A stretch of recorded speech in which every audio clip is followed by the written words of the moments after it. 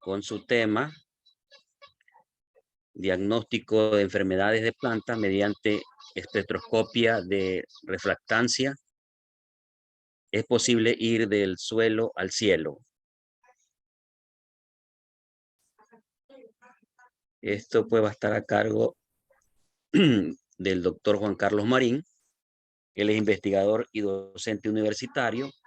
En la actualidad es doctor en ciencias agrarias con énfasis en fitopatología de la Universidad Nacional de Colombia, con sede en Medellín, con 12 años de experiencia en el campo de la investigación y la docencia.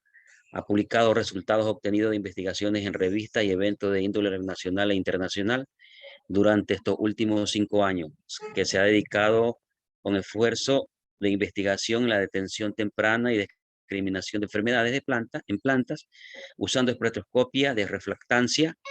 Estos esfuerzos se concentran principalmente en el análisis de la respuesta espectral de plantas sometidas a patógenos durante el periodo asintomático de la enfermedad, periodo de incubación. Bienvenido, doctor Juan Carlos Marín, en esta segunda clase del segundo módulo del Diplomado de Agricultura Moderna. Adelante. Muchas gracias, doctor. Entonces, bueno, ante todo, muchas gracias por haberme invitado al diplomado. Yo me quiero presentar, soy Juan Carlos Marín, yo soy de aquí de la ciudad de Medellín, Colombia. Y voy a empezar entonces o les cuento un poquito de mi historia de trabajo, mi historia laboral como tal. Yo en realidad, digamos, soy biólogo de formación, hice mi doctorado en la Universidad Nacional de Colombia, precisamente en el área de fitopatología, en detección temprana de enfermedades usando espectroscopía. Y por eso es que, digamos que más que una charla magistral, a mí me gustaría discutir con ustedes en todo el sentido de la palabra este tema de investigación, que para mí es bastante interesante. O sea, cómo detectar una enfermedad antes de que los síntomas sean visibles, sean evidentes, utilizando esta técnica, espectroscopía de reflectancia. Voy un momento, disculpen, voy a cargar la presentación.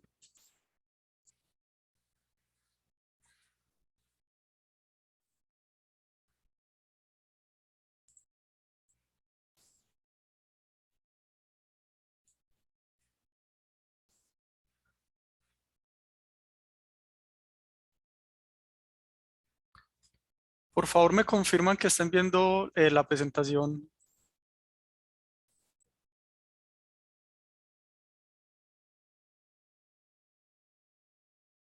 Sí, adelante. Ok. Bueno, entonces lo primero es que, como les decía, a mí me gustaría que esta charla fuera más, digamos, discutida que una charla pues magistral, en el sentido de que hay muchas, digamos, hay muchos conceptos de esta área que son técnicos y de hecho desde el mismo nombre que le dimos a la charla se presta para ciertas discusiones. A mí me gusta mucho, de hecho, hacer las presentaciones con algunas preguntas, ¿cierto? Y por favor sientas en libertad de hacerme una pregunta en el momento que lo requiera. Yo sé que obviamente es es un tema algo técnico en algunos aspectos y vamos a ver que yo trate, digamos, de hacerlo de una forma general, digamos, más para que lo discutimos, como le veníamos diciendo, que digamos a nivel de encontrar o querer una profundidad como tal. Lo primero es que yo quería discutir en este tema algo de lo cual se ha estado, digamos, o lo cual se ha estado desarrollando hace mucho tiempo, que es precisamente el uso, digamos, de ciertas tecnologías de teledetección, digamos, sensores implantados tanto en satélites como en sistemas, digamos, autónomos, como en drones, por decirlo así, para, digamos, monitorear vegetación y algunas funciones específicas como la detección de enfermedades y ya siendo más específico, la detección temprana de enfermedades. Entonces, a mí me gustaría de pronto empezar como la discusión en ese sentido. Bueno, ¿Hay alguno del personal, no sé si la función me lo permite, hay algún personal que esté trabajando de pronto con monitoreo a nivel, digamos, de cultivos con drones o con imágenes satelitales, etcétera, de las personas que hay en este momento en la charla?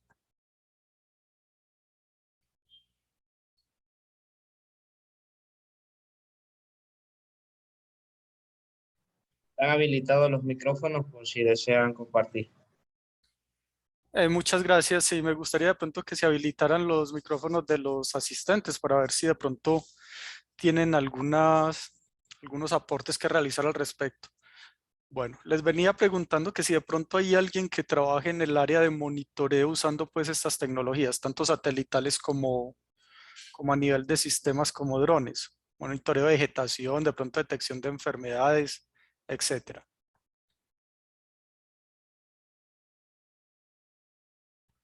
Bueno, parece que no. Entonces, de todas maneras, digamos, a mí me parece importante destacar ese tema porque de hecho el nombre que le dimos a esta presentación, diagnóstico de enfermedades en plantas mediante espectroscopía de reflectancia, es posible ir del suelo al cielo. El nombre de esta presentación tiene que ver en que a nosotros nos parece que desde hace décadas que se empezó el trabajo con la parte satelital, ¿cierto? Con el monitoreo satelital, se ha intentado precisamente detectar enfermedades y discriminar, aparte de esa información que obviamente es obtenida por ciertos sensores ensamblados en dichos sistemas. Ahora, en las últimas décadas, empezamos a trabajar ya con los drones. Pero la cuestión es que nosotros creemos, por lo menos desde nuestro grupo de investigación, que hay un montón de trabajo que debemos hacer desde el suelo, ¿cierto? A nivel de encontrar la respuesta espectral de las plantas y los patosistemas específicos antes de, obviamente, empezar el trabajo con este tipo de sistemas. Entonces yo, digamos, a lo largo de esta charla voy a tratar entonces de convencerlos, por decirlo así, de que digamos que es es una mejor ruta de trabajo.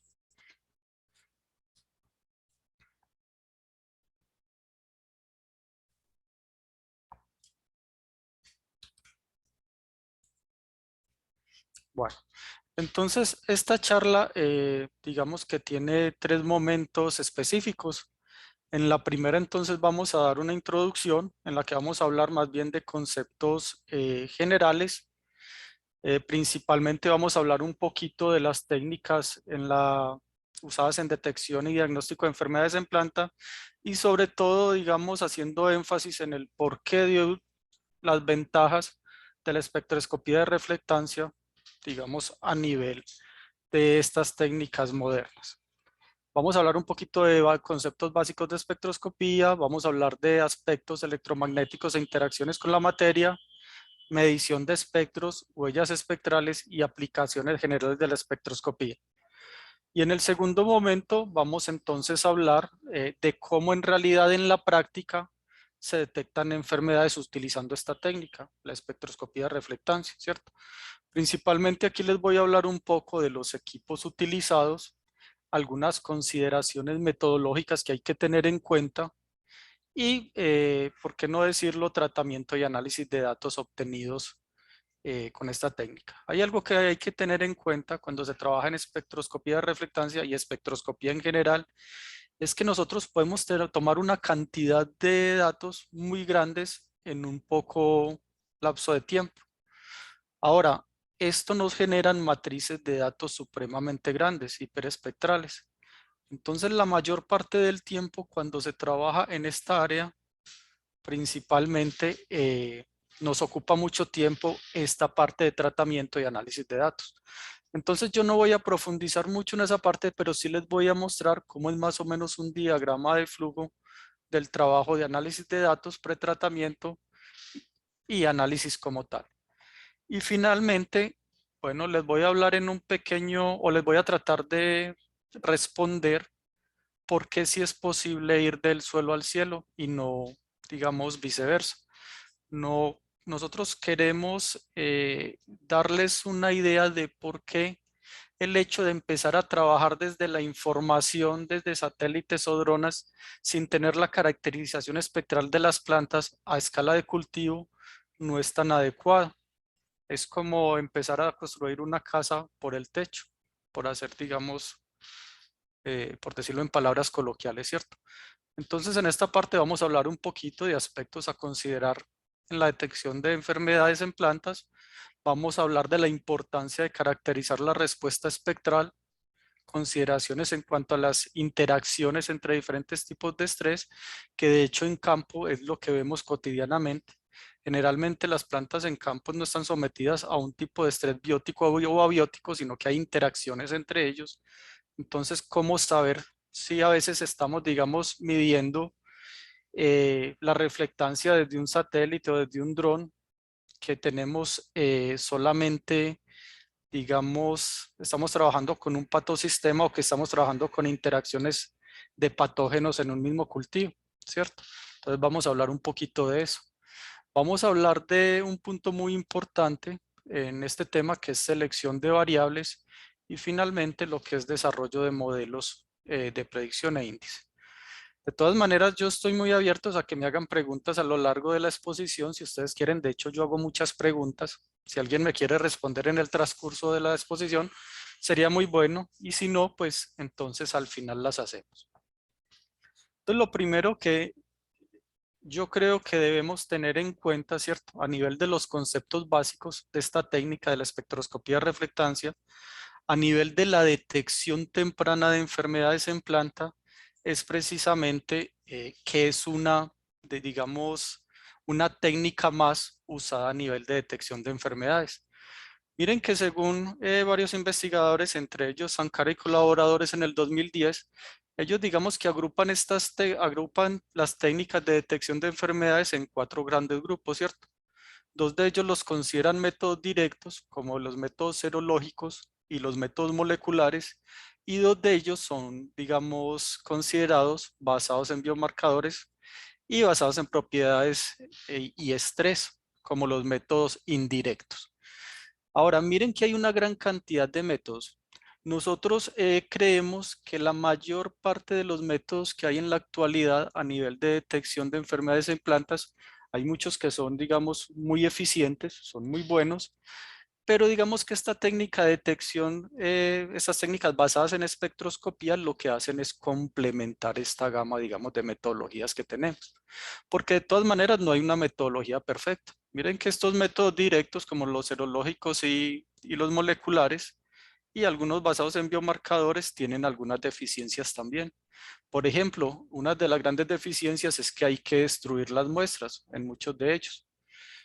Otros requieren mucho tiempo, aunque es obvio que a medida que las técnicas van, digamos, evolucionando, entonces cada vez, por ejemplo, las PCR ya se pueden hacer en tiempo real, ya se hacen mucho más rápido, ¿cierto? Algunas de ellas son costosas, ¿cierto? Y requieren casi todas y un personal muy calificado. Ahora, se hacen en tiempo real, la mayoría de ellos no. Entonces, digamos que ese es un avance importante, digamos que tienen las técnicas basadas en propiedades o estrés, sobre todo a nivel de las técnicas espectroscópicas, ¿cierto? Los resultados obtenidos son en tiempo real, en el momento que yo mido, tengo los resultados. Eso es bastante importante. Miren que en estas técnicas basadas en propiedades o estrés están las técnicas de imagen que precisamente pueden ser fruto, por decirlo así, de esas imágenes satelitales, de las imágenes obtenidas a partir de drones y otras fuentes, otros sensores.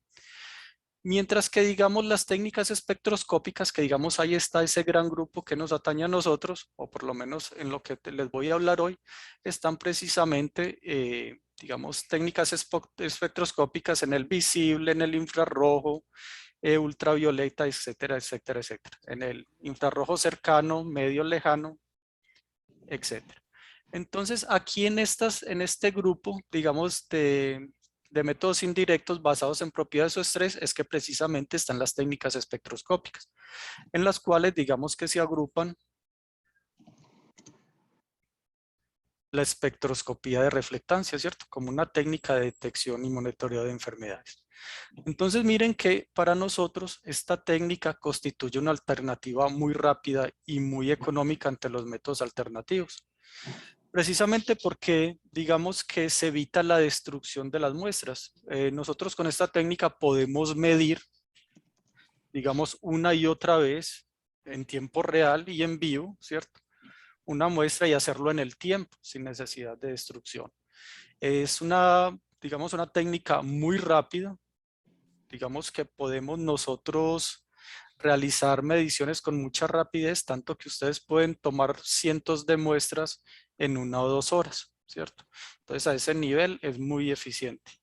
Es muy sensible, vamos a ver más adelante, que digamos que podemos obtener porcentajes de clasificación, digamos, bastante altas y podemos, digamos, hacer modelos de clasificación que nos ayuden a seleccionar, digamos, cierto tipo de grupos como plantas control o plantas, digamos, enfermas con relativa facilidad. Ahora digo con relativa facilidad porque a nivel, digamos, de obtener los datos es algo muy sencillo. Digamos que la parte compleja de trabajar con detección de enfermedades en plantas utilizando espectroscopía es el manejo de datos. Yo siempre he dicho que esa es una técnica que a nivel de análisis de datos puede ser un poquito compleja, digamos que ocupa la mayor parte del tiempo. Yo diría que en el diseño experimental y la obtención de los datos obtenemos el 30-40%, digamos, del tiempo gastado en esta técnica. Pero digamos a nivel investigativo sí consume un tiempo entre 50 y 60% del tiempo haciendo solamente el análisis. Pero vuelvo y repito, digamos que los datos se obtienen con relativa facilidad. Ahora, digamos que a nivel de conceptos iniciales, la espectroscopía, digamos que a nivel muy general podemos decir que simplemente es el estudio de las interacciones entre la radiación electromagnética, ya sea proveniente, digamos, del Sol o de otra fuente de luz cualquiera, y la materia. Ahora una pregunta que nos viene a la cabeza es, bueno, esta interacción entre la radiación electromagnética y la materia ocurre obviamente a nivel de la materia inerte y a nivel de los seres vivos. Pero la cuestión es que como es precisamente una relación entre la materia y la radiación electromagnética, vean que los seres vivos cambian, ¿cierto? Ese cambio también va a afectar obviamente a la respuesta espectral en un momento dado, porque vamos a ver que esa respuesta espectral está muy ligado precisamente a varios factores, como por ejemplo la composición bioquímica y biofísica del organismo, perdón, o de la materia en sí. Y mire que precisamente en los seres vivos, al cambiar precisamente la fisiología, la bioquímica o incluso la biofísica, entonces va a cambiar, por lo tanto, su respuesta espectral. Ahora, miren que entonces cuando cambian los estados de desarrollo de los organismos, o por ejemplo cuando los organismos se enferman, porque hay interacción precisamente entre factores bióticos, entre el organismo y una enfermedad cualquiera, o entre el organismo y un factor estresante cualquiera, como en las plantas con el estrés hídrico, obviamente entonces su respuesta espectral va a cambiar.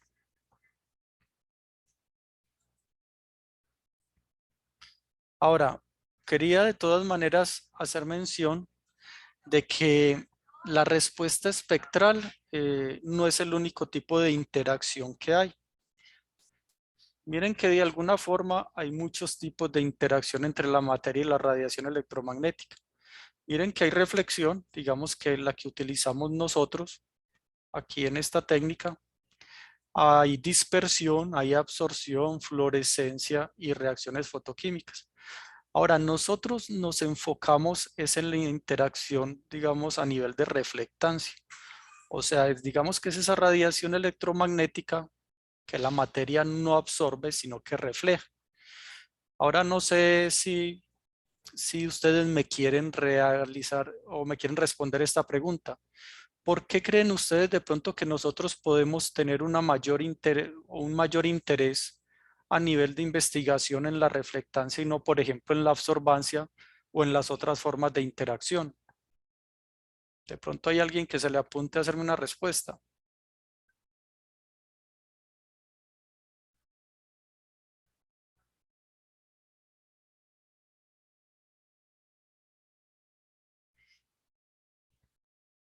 Bueno, muchachos. Entonces, la cuestión es que nosotros tenemos digamos, un gran interés a nivel de la reflectancia, es porque precisamente tenemos interés en la teledetección. O sea, eh, obtener esa información a una distancia determinada. Como precisamente la reflectancia es esa radiación electromagnética, ¿cierto? Que no es absorbida por la materia, sino que es reflejada, entonces nosotros la podemos medir a una distancia X, ¿cierto? De hecho, muchos sensores instalados en los satélites precisamente miden reflectancia. Bueno, recuerden que estoy diciendo algunos, ¿cierto? No todos.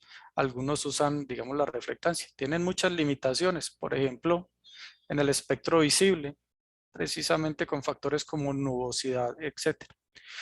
Pero ya digamos que enfocándonos en los seres vivos y en plantas, miren que a la final ellas cumplen, digamos, los mismos patrones a nivel, digamos, de esa interacción, digamos, con la radiación electromagnética. Miren que ellas precisamente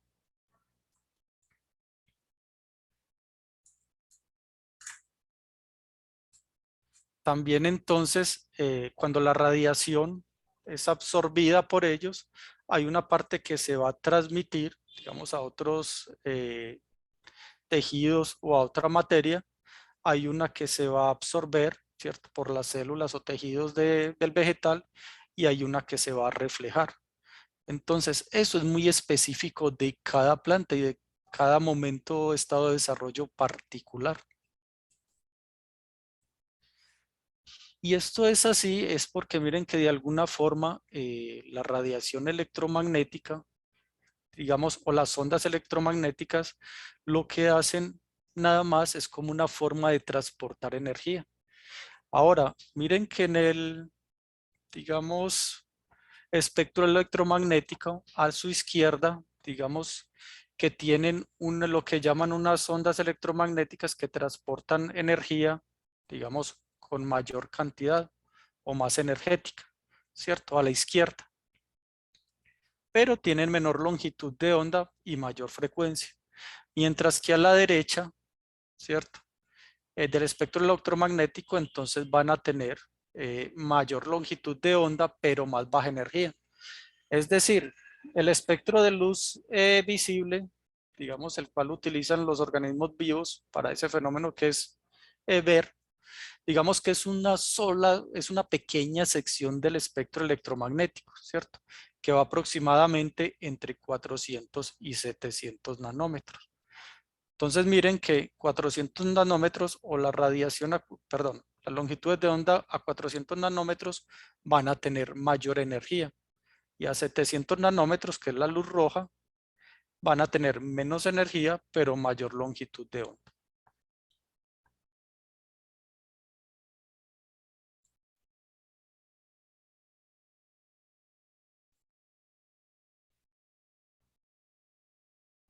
Ahora, hay que tener entonces en cuenta algo que les mencionaba ahora hace un rato, que de todas maneras, miren que el estrés biótico o el estrés abiótico va a generar unos cambios en los organismos vivos, ¿cierto? ¿Unos cambios de qué tipo? Principalmente cambios fisiológicos, cambios bioquímicos y cambios anatómicos. Y esos cambios precisamente van a generar unos cambios de reflectancia. Hace un momento les decía que precisamente esa interacción entre la radiación electromagnética y digamos la materia son muy específicos. Entonces, si hay cambio en la materia como tal, en este caso el ser vivo, entonces se espera que va a haber un cambio también a nivel espectral. Ahora, ese cambio en la respuesta espectral, entonces lo tenemos también a nivel del cambio de la reflectancia, ¿cierto? O sea, el organismo va a absorber una parte de la radiación electromagnética específica y va a tener digamos, un cambio de la tramitancia y un cambio en la reflectancia particular. Y miren entonces que en plantas particularmente la respuesta espectral en cada rango del espectro, en cada parte del espectro electromagnético está determinado por esa bioquímica o esa biofísica de cada tejido. Particularmente en las hojas de plantas entonces, digamos que ese primer rango, el que ven en la gráfica,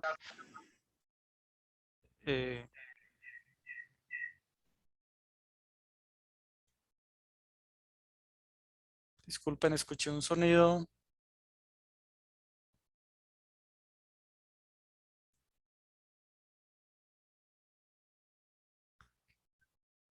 Sí, no, nadie tiene abierto el micrófono, todo bien. Ok.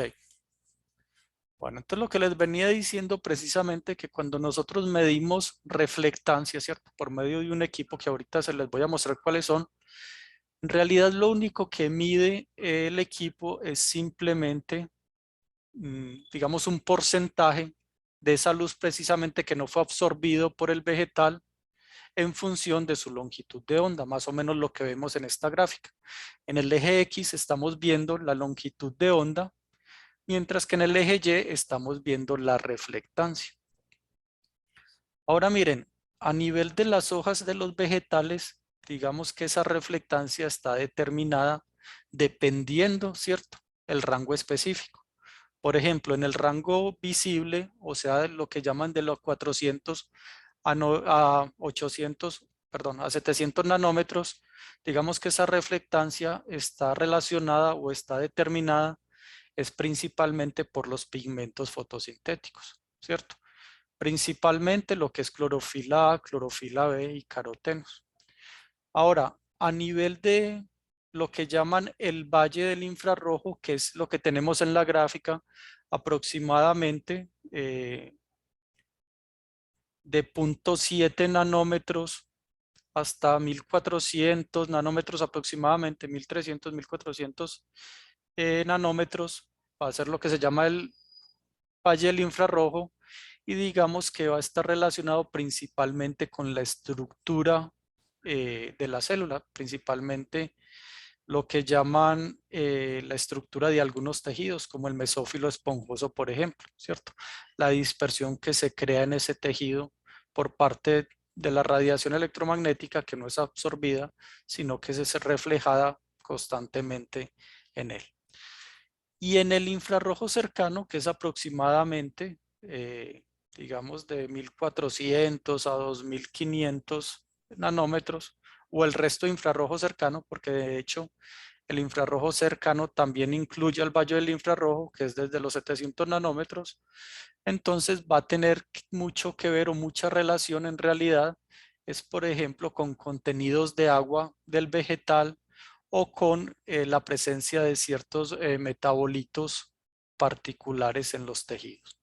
Entonces miren que entonces digamos que la reflectancia o la absorbancia y la tramitancia de cada, en cada rango del espectro está determinada entonces ya sea por la presencia o no de ciertas moléculas o por la biofísica de la hoja en particular.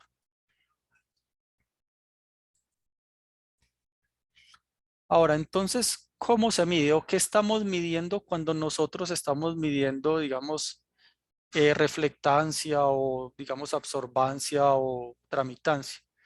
Entonces, miren que la espectrometría en sí, digamos, como definiéndola como esta técnica, en realidad es cualquier medida en función de su longitud de onda, ¿cierto? Sea de la reflectancia, como dije ahorita, de absorbancia o tramitancia. Miren particularmente, ahí les muestro en esta gráfica, en el eje X pueden ver la longitud de onda, ¿cierto? En el visible y en una pequeña sección del infrarrojo cercano. Recuerden que el visible lo medimos de 400 a 700 nanómetros más o menos.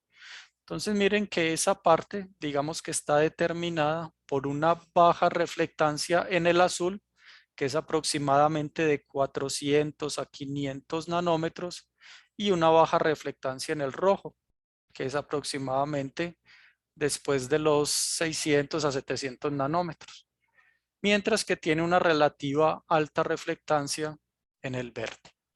Entonces miren que de todas maneras cuando nosotros medimos reflectancia se generan espectros de reflectancia muy específicos para cada tipo de material inerte. Entonces miren cómo en estos ejemplos que nos muestra un artículo de Maldini y colaboradores en el 2010, precisamente ellos nos muestran diferentes tipos de vegetal en diferentes, digamos, estados de desarrollo senescencia y nos muestran, por ejemplo, el suelo y rocas. Nos muestran que tienen espectros característicos, ¿cierto? Entonces, esa, digamos, especificidad de los espectros de acuerdo a su interacción con las plantas, de acuerdo a un estado de desarrollo particular, o si están sometidos a un tipo de estrés, es de lo que se aprovecha esta técnica, obviamente, para discriminarlos.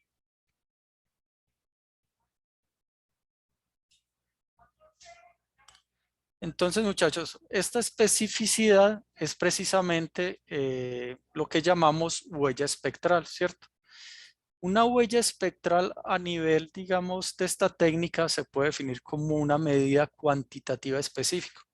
Y hablamos de específica porque de todas maneras, digamos, es una relación, digamos, muy particular entre la parte espectral, entre las propiedades espectrales de un objeto o un ser vivo en particular, digamos, con su momento o su contenido molecular específico, ¿cierto? Entonces, está dada en función de la longitud de onda, de la radiación electromagnética incidente y la interacción de la materia con esa sección específica del espectro. Es decir, esa interacción entre la radiación electromagnética es muy específica, digamos, a la materia o al momento específico, digamos, de desarrollo de la planta en este caso específico.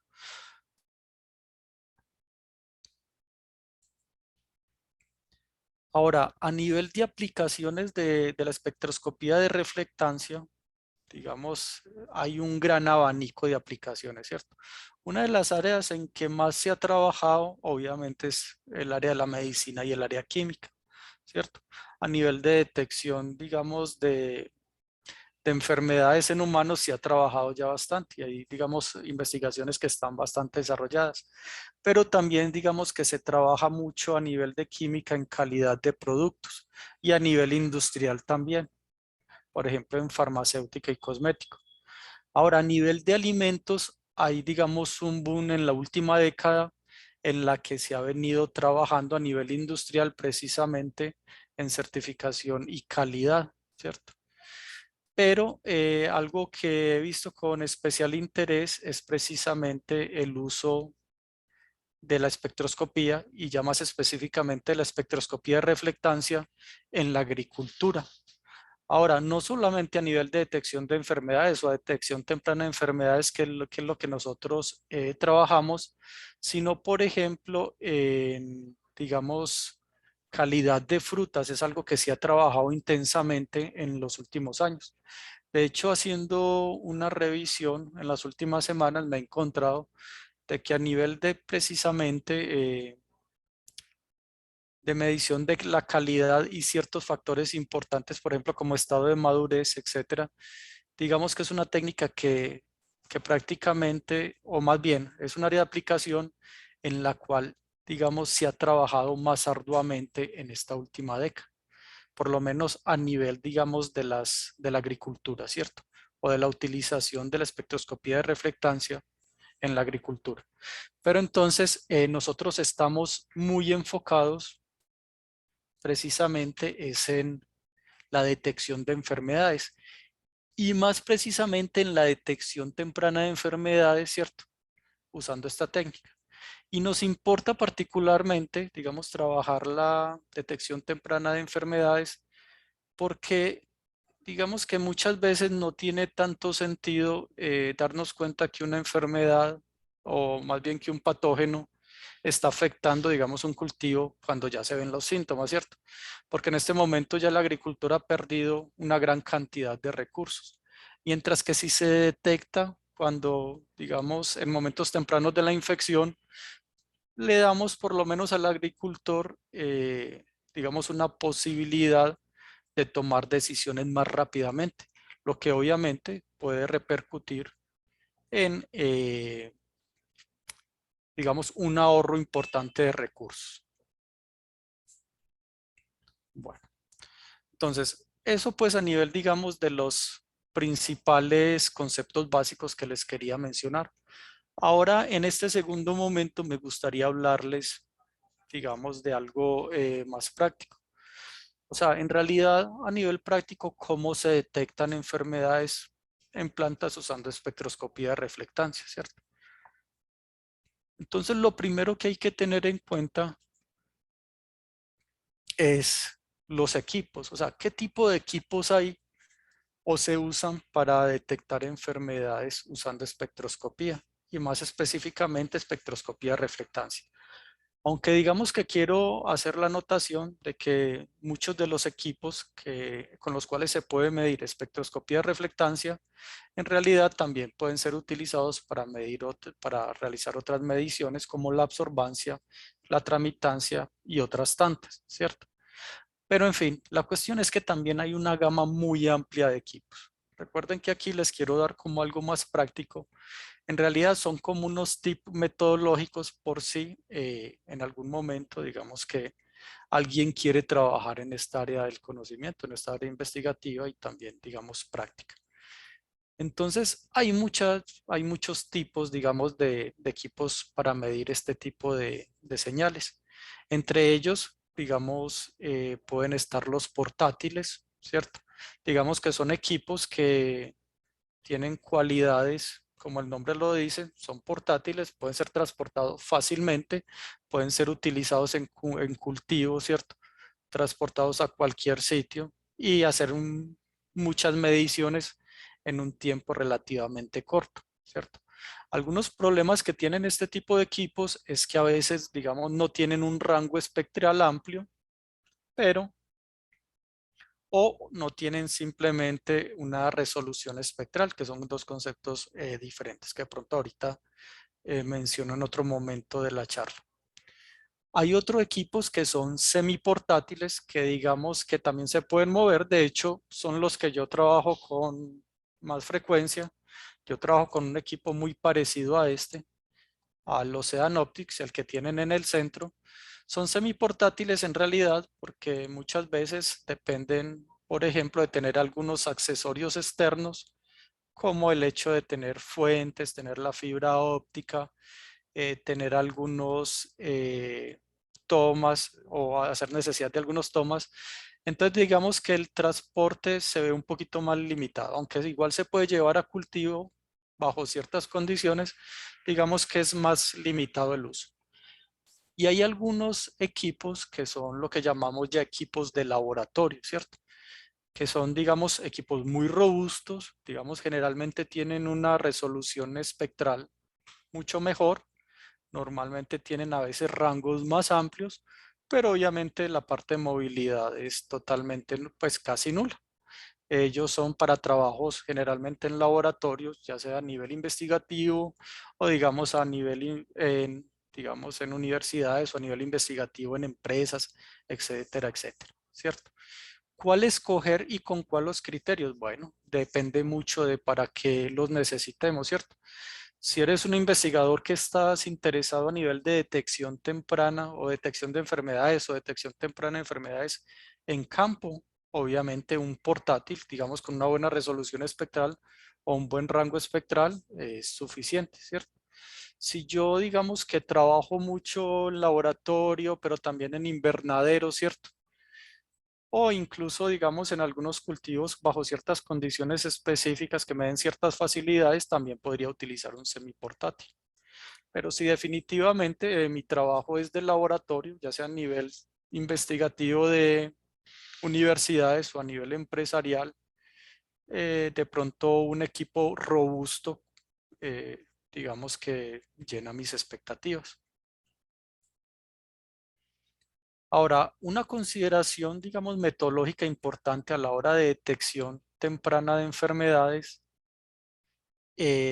entonces precisamente es la resolución espectral y las resoluciones espaciales.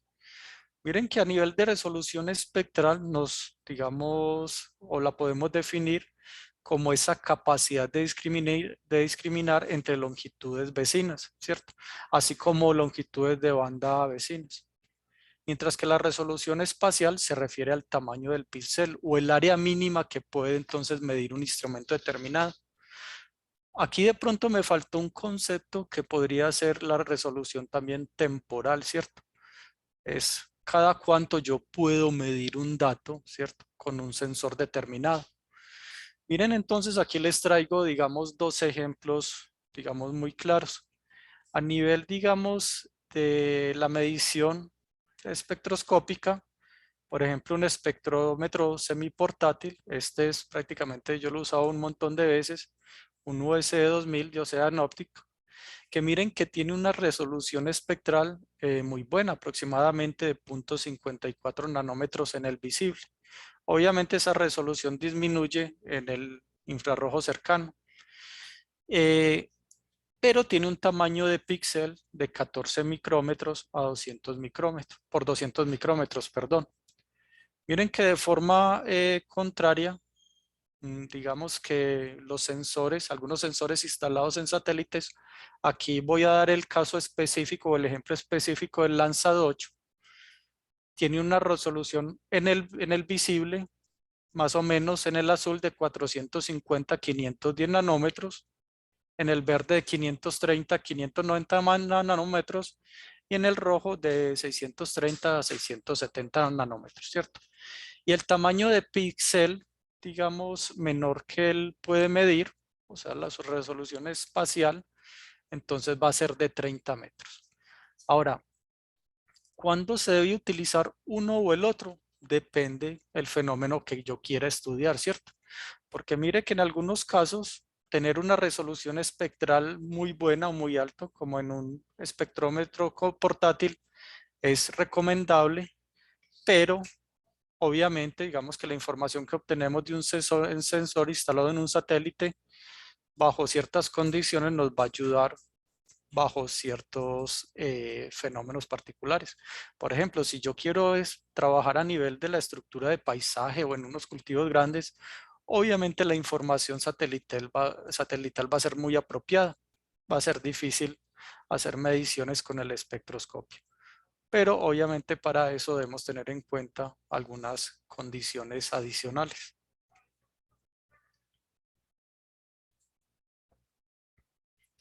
Otra consideración, digamos, metodológica muy importante que debemos tener en cuenta a nivel de trabajar, digamos, con la espectroscopía o incluso con imágenes derivadas de sensores remotos, por ejemplo, los obtenidos a nivel, digamos, de sensores instalados en drones o en satélites, es a qué escala yo estoy trabajando, ¿cierto?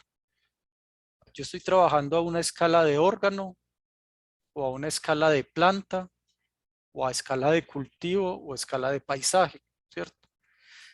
¿Qué técnica utilizaría yo para estudiar detección temprana de enfermedades en plantas, ¿cierto? Depende, ¿cierto? Si yo voy a trabajar esto, digamos, para certificar las plantas, que mis plantas en un invernadero no estén infectadas con un determinado patógeno, pues obviamente yo podría trabajar con un espectrómetro, ¿cierto? Y haciendo detección temprana de la infección antes de que las plántulas lleguen, digamos, a su destino final, al productor. Pero obviamente si yo voy a trabajar, digamos, a escalas de cultivos muy amplios o a escala de paisaje, digamos que lo más oportuno serían otro tipo de sensores instalados precisamente, ya sea en drones o ya sea a nivel de satélite. Lo que pasa es que el problema de los satélites y el problema de los drones, como los venimos manejando, ¿cierto? Primero miren que simplemente estamos poniendo a volar los drones o cogemos las imágenes de los satélites, pero no sabemos ni siquiera cómo es la respuesta espectral característica de una planta sana o una planta infectada. Entonces, más adelante vamos a hablar un poquito de eso. O sea, ¿cuál es el problema de estas lecturas a nivel, digamos, de cultivo de paisaje sin yo saber la caracterización espectral de la planta, ¿cierto? O de la hoja como tal. Pero obviamente, digamos que el tipo de dispositivo que yo use depende mucho de la escala a la cual voy a trabajar. Miren que la espectroscopía de reflectancia, que es la que nosotros trabajamos, obviamente también está delimitada o limitada por esta escala. Miren que digamos que es una metodología que puede funcionar muy bien a escala precisamente, ya sea digamos de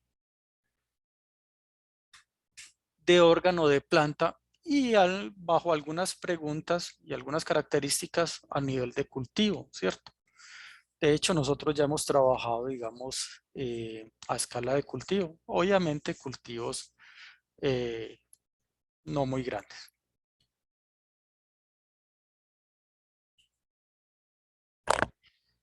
Ahora, otra consideración muy importante metodológica, digamos que hay que tener en cuenta, son las condiciones ambientales. Bueno, o más bien las condiciones a las cuales voy a trabajar.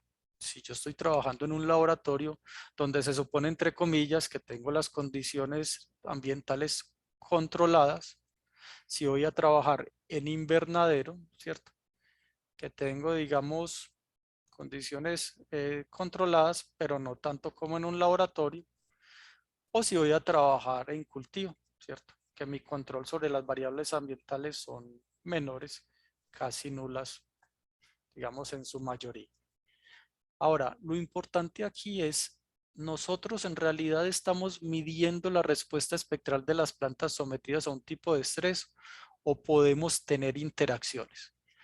Entonces, en este punto, o digamos esta pregunta la hago porque precisamente cuando nosotros ponemos a volar un dron sobre un cultivo o cogemos esa información que está contenida en las imágenes satelitales, en realidad nosotros obtenemos, digamos, una respuesta espectral, pero no solamente, digamos, de de una interacción particular, o sea, de una interacción planta-patógeno específica. Podemos tener incluso interacciones entre muchos patógenos que están afectando un solo cultivo. O podemos incluso tener interacciones entre varios patógenos y digamos un factor abiótico, por ejemplo un estrés hídrico, podría ser, ¿cierto? Y recordemos que muchos factores bióticos y abióticos pueden representar o más bien generar los mismos síntomas. Ahorita podemos ver, por ejemplo, el caso, digamos, de una deficiencia nutricional, de un estrés hídrico o una marchitez vascular, a veces muestran simplemente ese síntoma de marchitamiento, ¿cierto? Entonces miren que son varias interacciones. ¿Qué tan controladas tenemos nosotros, digamos, esas condiciones en un cultivo como para decir que cuando nosotros tomemos esas imágenes obtenidas desde un dron o desde un satélite, yo pueda claramente decir que es debido a tal patógeno o que tengo una enfermedad tal o que lo que tenga simplemente es un déficit hídrico o simplemente tenga, digamos, una deficiencia nutricional? Son cosas muy diferentes. La cuestión es que nosotros creemos muy importante, digamos, trabajar a nivel primero, digamos, de invernadero o de laboratorio, porque podemos infectar y tener clara la respuesta espectral de cada planta sometido a cada patógeno específico. Así nosotros sabemos definitivamente cuál es la respuesta de una planta o de una, digamos, variedad o especie determinada a un patógeno. Y digamos, en trabajos futuros lo que queremos hacer es ver estas interacciones. Si esas longitudes de onda específicas se conservan en esa patogénesis o definitivamente cambian de acuerdo a los diferentes factores abióticos o otros factores bióticos, otros patógenos que estén infectando la planta.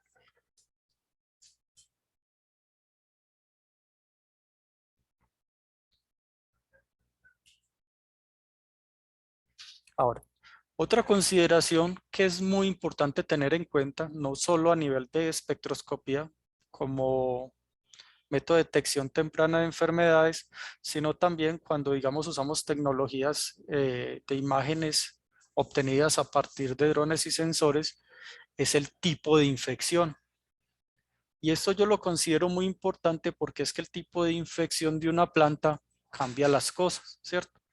Es muy diferente, digamos, cuando yo tomo datos de la infección, de infecciones que afectan, por ejemplo, una parte del órgano, ¿cierto? Una parte de las plantas, como las enfermedades en plantas localizadas, u otra cosa es cuando tengo las enfermedades sistémicas, ¿cierto?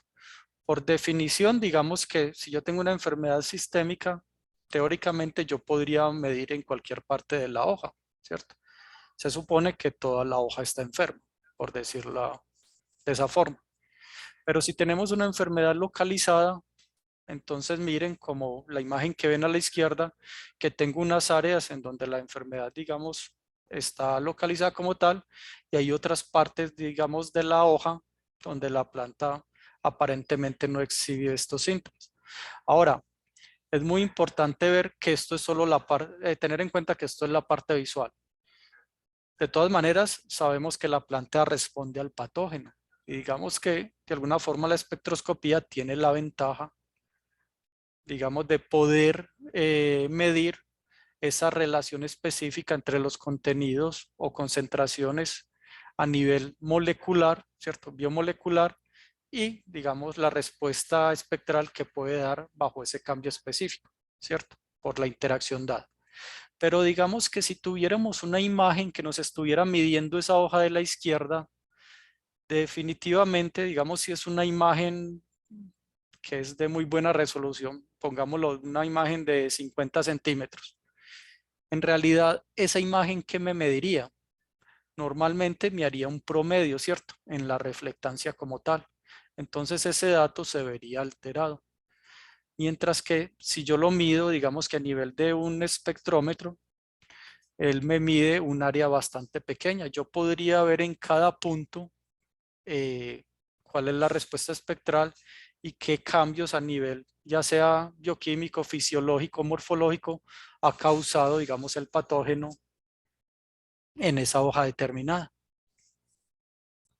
Ahora, aquí quiero hacer una aclaración importante porque aunque las enfermedades sistémicas, digamos que tienen esa facilidad en la cual uno puede medir en cualquier punto de la hoja, teóricamente, miren que a nivel de que cambia, digamos, el estado de desarrollo de la enfermedad o la patogénesis, obviamente va a haber cambios, digamos, en la respuesta espectral de la planta. Y eso hay que tenerlo muy en cuenta, ¿cierto?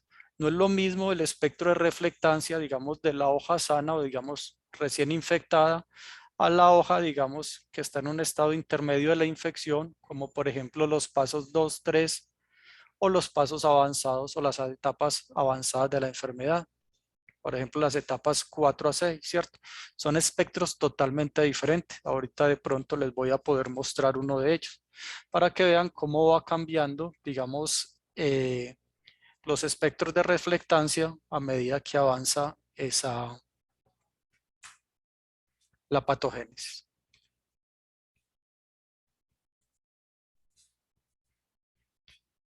Y una consideración, digamos, metodológica bien importante que me parece muy interesante tener es precisamente, digamos, consideraciones como la fenología de la planta o hasta los estados de desarrollo de la hoja, ¿cierto? A medida que la hoja, digamos, envejece, entre comillas, también puede cambiar los espectros de reflectancia. Ahora, miren que a nivel, digamos, de la fenología de la planta, hay muchas especies que cambian precisamente los contenidos de algunos biomoléculas, por ejemplo, pigmentos fotosintéticos, etcétera, etcétera, a medida que cambia, digamos, su fenología o que avanza su fenología como tal. Por poner un caso muy específico, miren que en el caso de la papa, cuando avanza o cuando pasa el estado de floración, empieza a haber una translocación importante, digamos, digamos, de todos esos nutrientes precisamente al tubérculo. Entonces, precisamente no va a ser lo mismo yo medir, digamos, en un estado de fenológico inicial a medir en el momento de floración o a medir, digamos, al final, después de floración. Obviamente eso lo debo tener muy en cuenta. Y precisamente eso es un llamado a los que trabajan en estas áreas ya sea de análisis de imágenes satelitales, digamos de imágenes derivadas de drones, o los que trabajamos en espectroscopía, ya sea de reflectancia, otros tipos de espectroscopía, es que tenemos que tener muy bien caracterizados, ¿cierto?, los modelos de estudio con los cuales trabajamos, porque obviamente, digamos que hay que tener todas estas consideraciones metodológicas para iniciar a trabajar con ellos.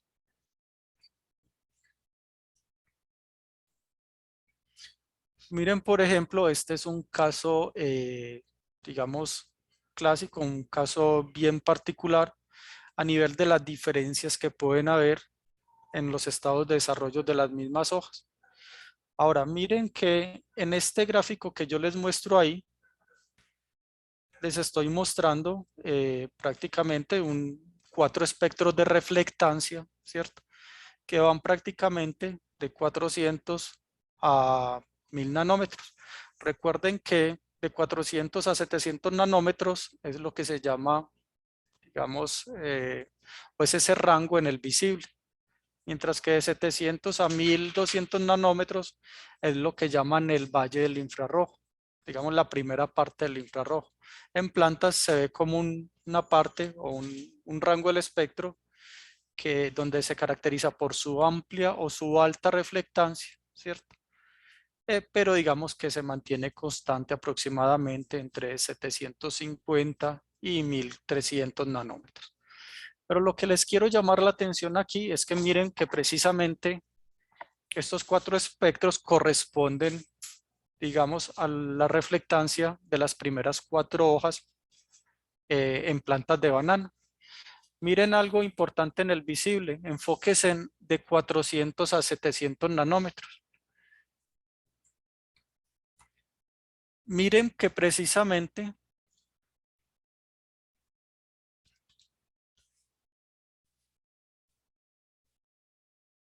podemos ver que el espectro inferior en este visible corresponde a una hoja fotosintéticamente activa, ¿cierto?, en un estado de desarrollo más avanzado. Mientras que estos que tienen la curva verde claro me está hablando de hojas que tienen o que están en un, digamos, estado de desarrollo temprano, ¿cierto? Digamos una hoja recién abierta que tiene una fotosíntesis neta inferior o más baja y que por lo tanto entonces exhibe mayor reflectancia.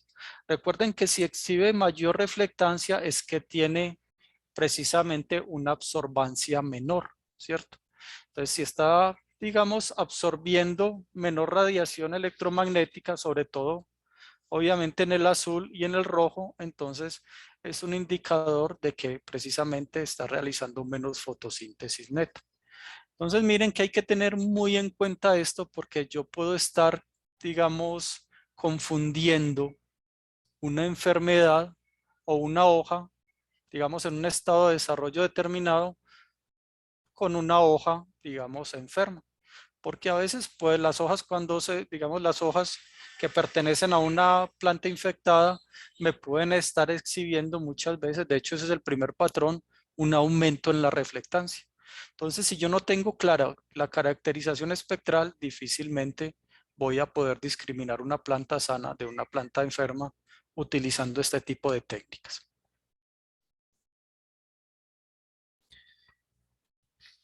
Y finalmente, en esta sección o en este segundo espacio, ¿cierto?, en les quería mostrar metodológicamente cómo es que se detectan las enfermedades utilizando esta técnica o detección temprana de enfermedades, es el tratamiento de datos. Todo lo que es edición, preprocesamiento y análisis de datos como tal. Digamos que al principio les mencionaba que uno de los grandes problemas de esta técnica, o problemas no, digamos que una de las deficiencias es que como genera una gran cantidad de datos, por ejemplo, en el caso del equipo que yo manejo, cada observación, como tiene un rango, una resolución espectral de aproximadamente 0.5 nanómetros y él mide desde los desde los 200 hasta los 1100 nanómetros. Entonces podrán imaginar que él me da una reflectancia cada 0.5 nanómetros. Entonces él me da prácticamente aproximadamente 2400 digamos columnas, o sea, longitudes de ondas variables. Y a nivel de filas me da una cantidad también dependiendo del número de observaciones que yo hago. Entonces normalmente estamos manejando, digamos, matrices de datos bastante grandes, de decenas y cientos de observaciones por 2000 o más, dependiendo del espectrómetro que se tenga, de columnas o longitudes de onda. Entonces, podrán entender de que una de las partes más complicadas y que toma más tiempo cuando se trabaja en este tipo, digamos, de tecnologías o en metodologías más bien, es precisamente todo lo que es análisis de datos y obviamente lo que es, digamos, la edición y lo del preprocesamiento, que quitan mucho tiempo. Normalmente cuando se tienen esos datos, esa gran cantidad de datos, lo primero que se hace, ¿cierto? Con esa matriz de datos crudos es lo que llaman el preprocesamiento. Yo lo voy a mencionar muy rápido, no quiero ser como muy enfático con esta parte, digamos, estadística. La cuestión es que el preprocesamiento de datos, ya sea a nivel de estos datos de origen espectral o cualquier otro tipo de preprocesamiento, generalmente consta de 6 pasos. Normalmente este tipo de datos de origen espectral, nosotros hacemos 4 de esos 6 pasos, que es la integración de la base de datos, o sea, unir las bases de datos de acuerdo a los requerimientos que se quieran. Hay otra que es otro paso que es reconocimiento de los datos. Aquí es donde exploramos los datos para ver si tenemos tendencias generales, para ver si avanzamos en el tercer paso, que es por ejemplo detección y tratamiento de datos faltantes o atípicos, ¿cierto? Tenemos que tener en cuenta de que hay una frase que se dice mucho en estadística, ¿cierto? Que es que si usted a sus análisis o a sus modelos les inserta basura, los resultados obviamente van a ser basura, ¿cierto? Por lo tanto, esta parte del preprocesamiento hay que ser, digamos, muy enfático y muy, digamos, rígido a la hora de hacerlo, porque precisamente me va a asegurar la calidad de los análisis que yo hago. Y finalmente, algo que es muy importante, digamos, cuando se trabajan con datos espectrales, es la reducción de la dimensionalidad, o sea, la reducción de las variables que yo manejo. Como les dije hace un momentico, miren que de alguna forma, cuando trabajamos espectroscopía, dependiendo del equipo que tengamos, vamos a tener muchas longitudes de onda, dependiendo la resolución espectral. Por ejemplo, les mencionaba que en el caso del equipo que manejo tradicionalmente, o digamos generalmente, es un equipo que me da aproximadamente 2400 y pico de longitudes de onda. Miren que cada longitud de onda es una variable, entonces estamos hablando aproximadamente de 2400 variables.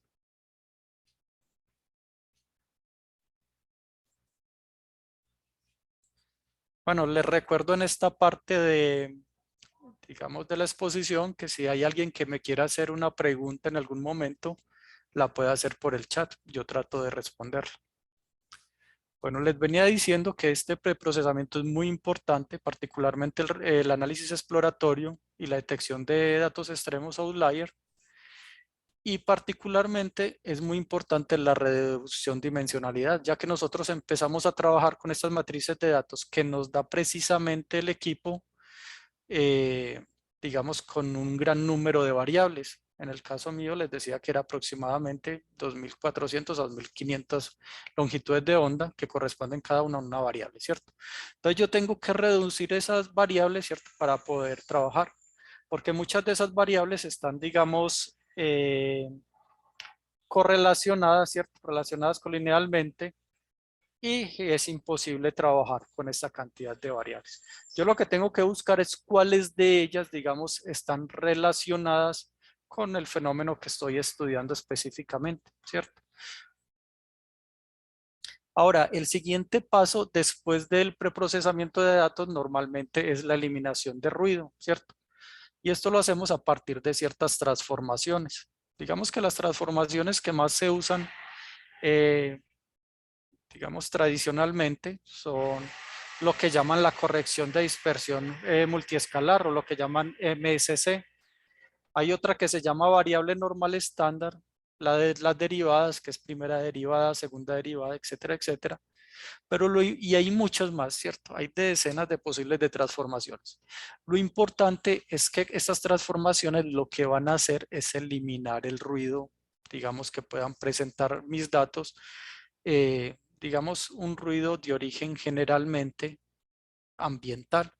Digamos que este tipo de transformaciones es muy importante cuando se trabaja, o digamos que estos filtros, esta eliminación del ruido, es muy importante y casi obligatorio, sobre todo cuando se trabaja con datos de origen, digamos, satelital y depende de las condiciones, también sensores implementados obviamente en drones. Pero también, digamos, a nivel de, digamos, de los datos que se toman en espectrometría también son muy importantes. Aunque digamos que como aquí el sensor está más cercano, digamos, al vegetal, en este caso a las hojas, digamos que no hay tanta posibilidad de que haya un ruido ambiental, digamos, que genere, digamos, errores importantes en los datos.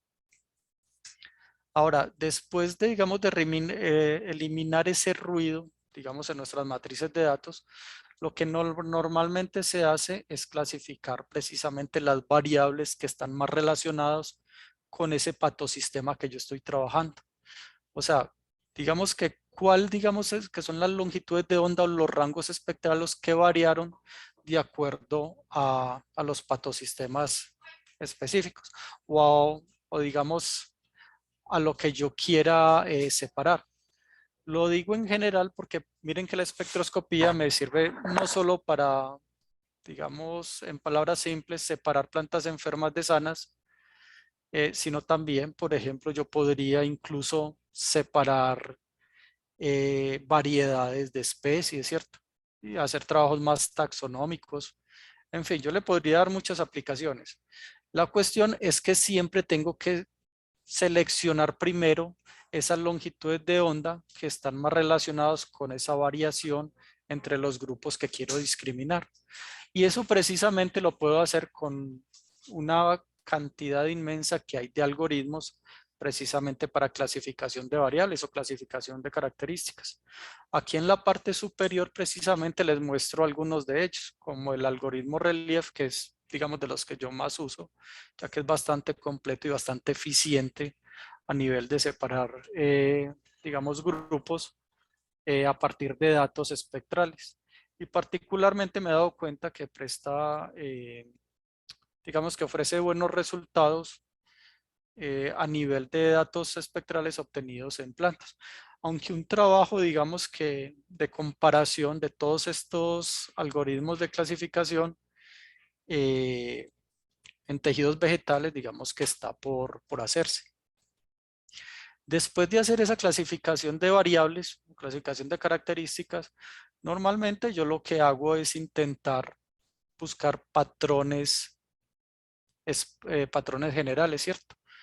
Normalmente una metodología muy buena para eso es el análisis PCA, análisis de componentes principales.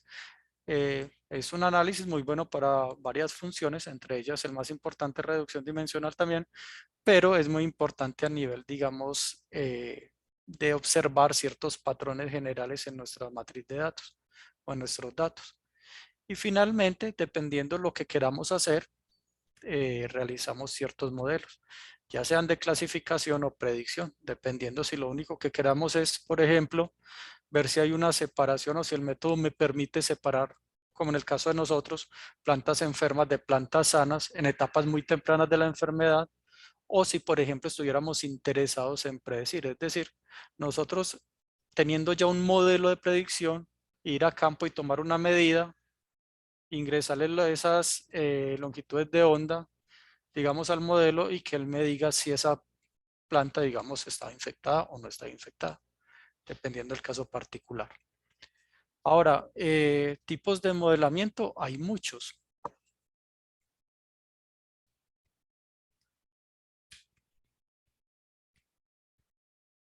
Bueno, Marcelo nos acaba de hacer una pregunta. Él nos menciona qué técnicas se puede aplicar en detección de enfermedades en flores o rosas de invernadero. Pues te cuento que la espectroscopía de reflectancia precisamente es bastante aconsejable para trabajos en invernaderos, como mencionaba ahorita al principio. Recuerden que las técnicas dependen mucho de la escala a la cual yo puedo, a la cual, digamos, estoy trabajando, ¿cierto? Les mencionaba que obviamente si trabajamos en cultivos muy grandes o digamos a escala de paisaje, ya obviamente lo mejor podría ser uno trabajar con drones con los sensores adecuados, ¿cierto? Unos sensores que puedan medir ciertas longitudes específicas que yo ya haya determinado de acuerdo a un patosistema particular o una respuesta espectral depende a una infección que yo ya haya investigado. Pero con respecto a la pregunta que hacen invernadero, yo recomiendo mucho la espectroscopía de reflectancia. De hecho, muchos trabajos que nosotros hemos realizado se han hecho en invernadero. Entonces, hace poco, diría que hace 15 días precisamente venimos de un trabajo experimental que hicimos en invernadero, ¿cierto? Con banano, ¿cierto? Con plántulas de banano. Hicimos un experimento de infección o una experiencia de infección de banano con Ralstonia en invernadero. Y la verdad es que los resultados son, digamos, es algo que todavía se está analizando, pero que son muy buenos, ¿cierto? Y miren que en invernadero se puede trabajar perfectamente con un equipo portátil, un espectrómetro portátil o un espectrómetro semiportátil, ¿cierto? Porque generalmente los invernaderos prestan posibilidades incluso a nivel, digamos, de conectores y demás. Entonces, digamos que si yo quisiera ser específico y dar una respuesta a Marcelo, aparte obviamente de las técnicas tradicionales, como hablábamos de esas técnicas directas, ¿cierto? Y las otras técnicas indirectas para detección de enfermedades, digamos que con respecto al tema que nos atañe en esta sesión, yo recomendaría mucho espectroscopía de reflectancia. Pues obviamente por la facilidad y la posibilidad de medir prácticamente en tiempo real y tomar una cantidad de datos ingentes en poco tiempo, ¿cierto? Además de tener otras ventajas, por ejemplo, no solo la eficiencia, sino digamos la precisión, los costos relativamente baratos y demás. Muchas gracias, Marcelo, por preguntar.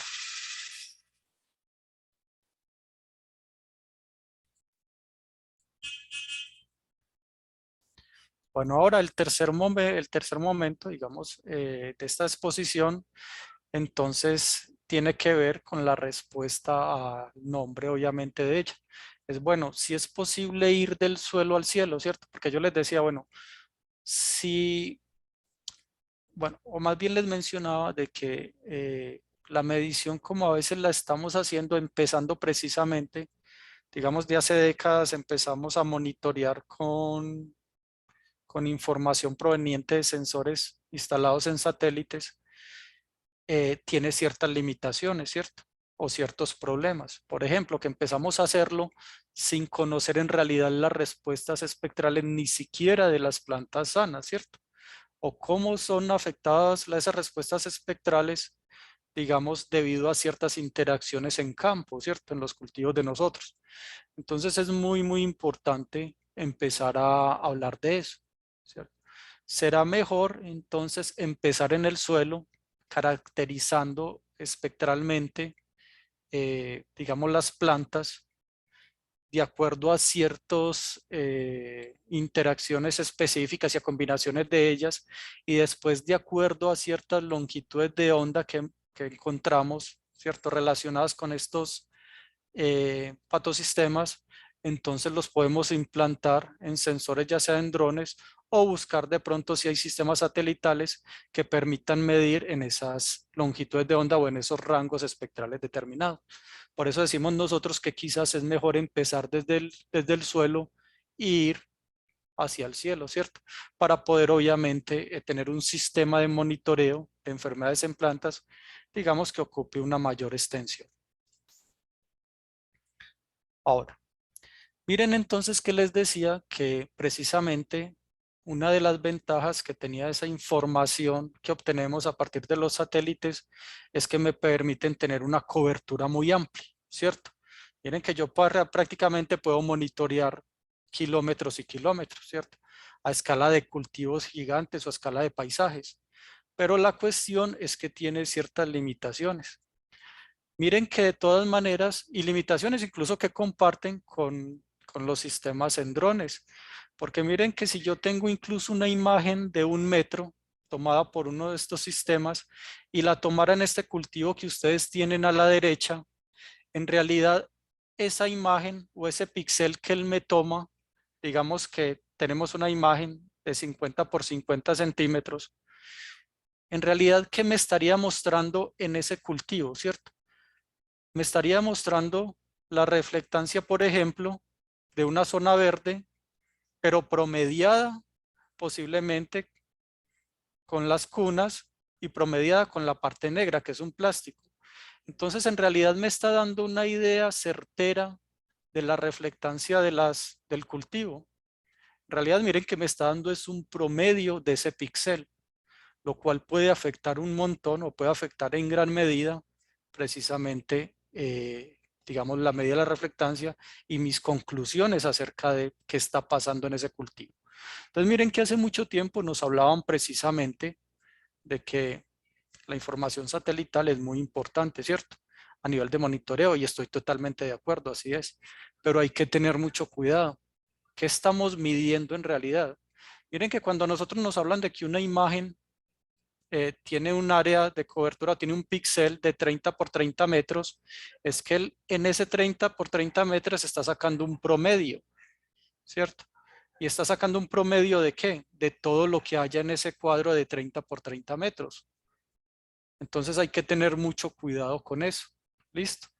Entonces por eso hay que tener muy en cuenta que es resolución precisamente espectral, resolución espacial, ¿cierto?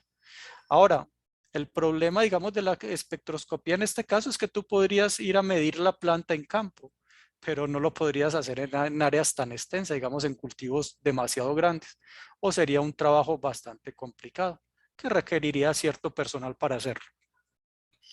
Pero el cuento es que, miren entonces que esto de la resolución espectral y la espacial y otros factores, por ejemplo, como las condiciones espaciales, perdón, ambientales, y otro asunto muy importante como la interacción planta-patógena me pueden estar afectando esas mediciones que yo estoy hablando.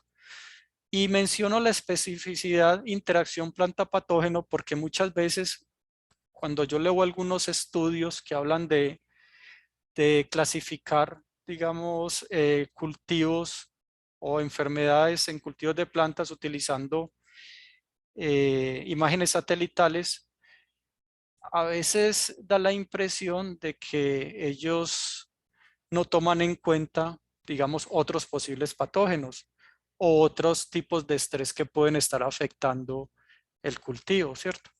Lo cual obviamente va a repercutir en gran medida con los resultados. Por ejemplo, estas dos tablas que ustedes ven acá son precisamente, digamos, las matrices de confusión de de los dos trabajos anteriores. Precisamente, miren que el trabajo de la izquierda es el de Changa y colaboradores del 2016 que hicieron, digamos, un trabajo utilizando sensores remotos instalados en satélites, ¿cierto? Y ellos lo utilizaron precisamente para trabajar o discriminar mildeo en cultivos, ¿cierto? Mientras que el derecho, miren que trabajan es con vehículos aéreos no tripulados, especialmente un tipo de dron, ¿cierto? Y ellos trabajaron fue precisamente con Fusarium en rábano. Estas dos tablas, miren que lo que me están diciendo de alguna forma es que estos dos trabajos yo los busqué intencionalmente porque precisamente muestran unos porcentajes de clasificación, digamos, entre los píxeles con plantas enfermas con plantas no enfermas relativamente altos.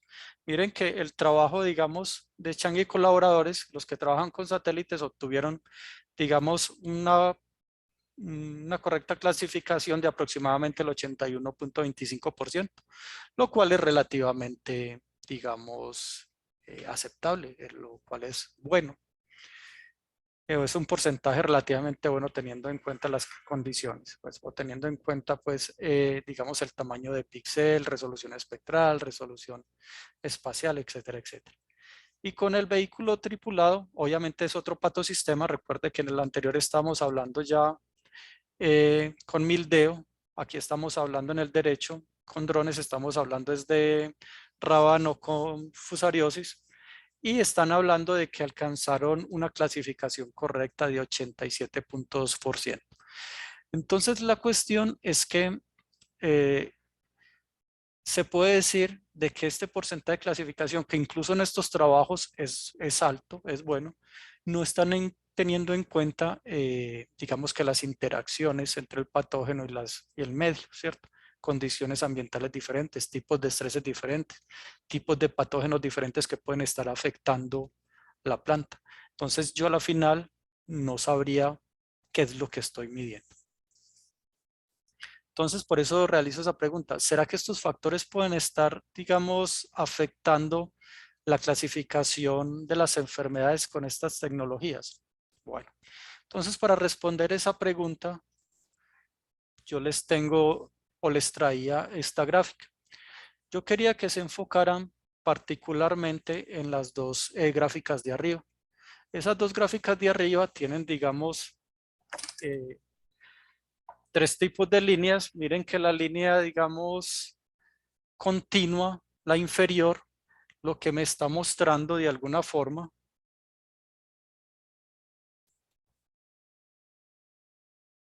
no sé si si pueden ver mi señalador. Esta línea me muestra como tal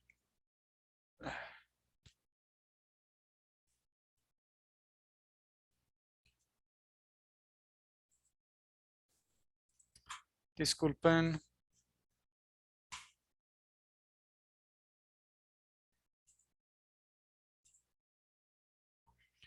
Miren que la línea continua, la inferior, me está mostrando plantas sanas.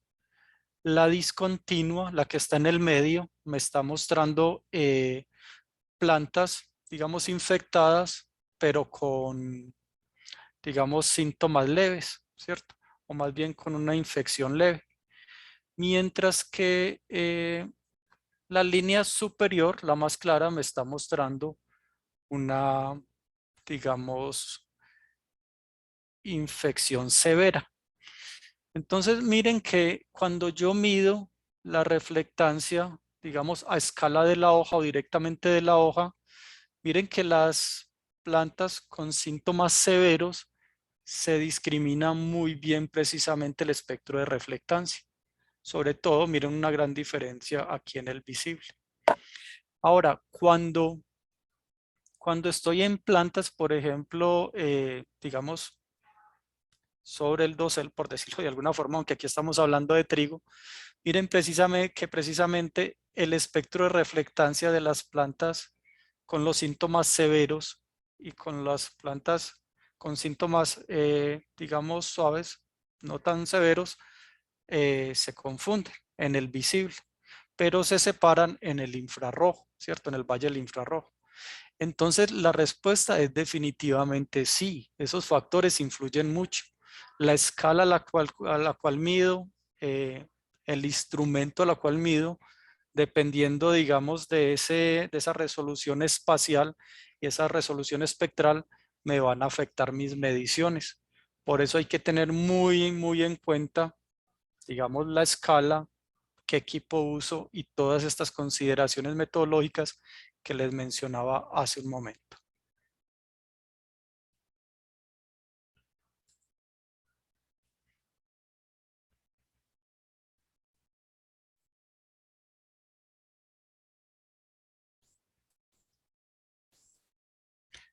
Bueno.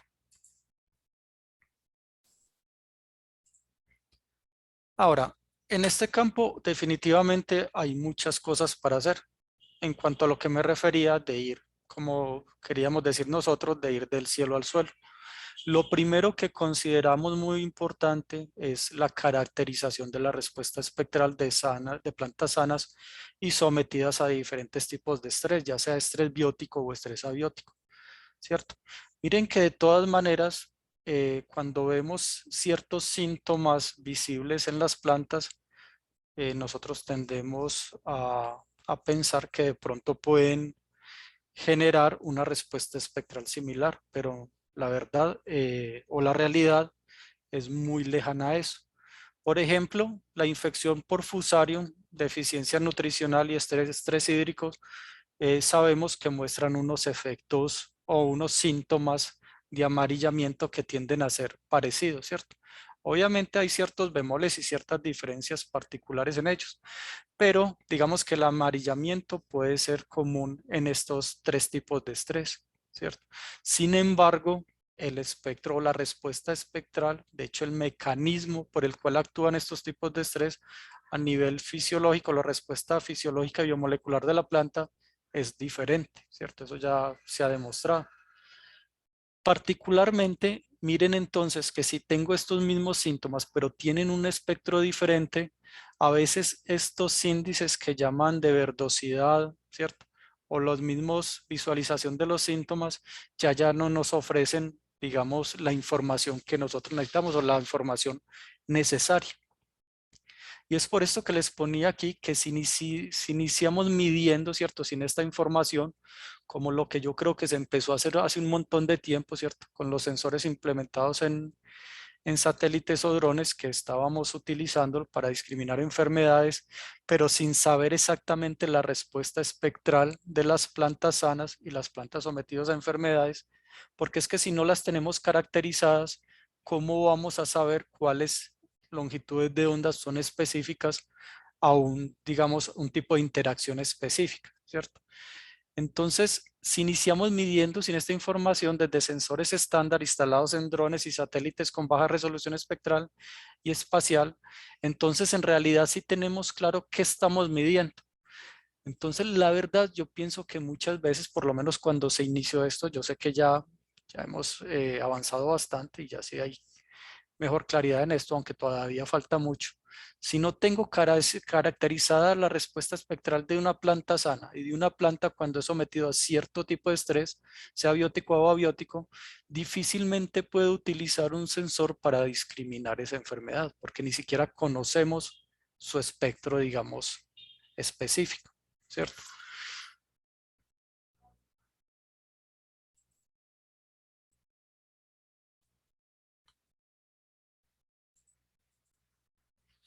Miren, aquí les traía, por ejemplo, en la parte superior izquierda tenemos los espectros de reflectancia de una patogénesis por Fusarium oxysporum en plantas de banano. Miren que lo que pasa inicialmente es que la reflectancia empieza a aumentar. El espectro de la planta, digamos, el de la hoja sana es el espectro inferior, el que está verde oscuro. Digamos que está en el nivel 1.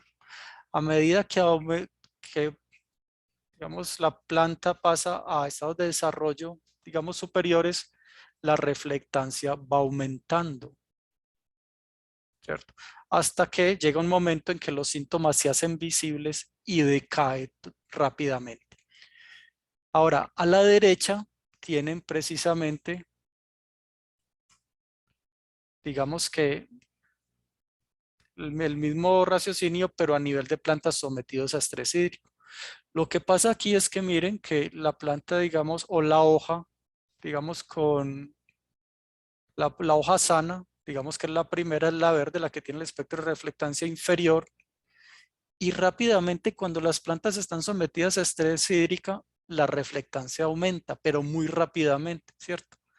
Y si la reflectancia está aumentando, quiere decir que la absorbancia está disminuyendo y por, por lo tanto la fotosíntesis o las tasas fotosintéticas disminuyen rápidamente. Entonces miren que es algo que, digamos, parecido, pero a la final es muy diferente el mecanismo y muy diferente los espectros de reflectancia en ciertos momentos específicos. Empezando porque aunque en este no se ve particularmente, digamos que el estrés hídrico afecta mucho, pero al infrarrojo.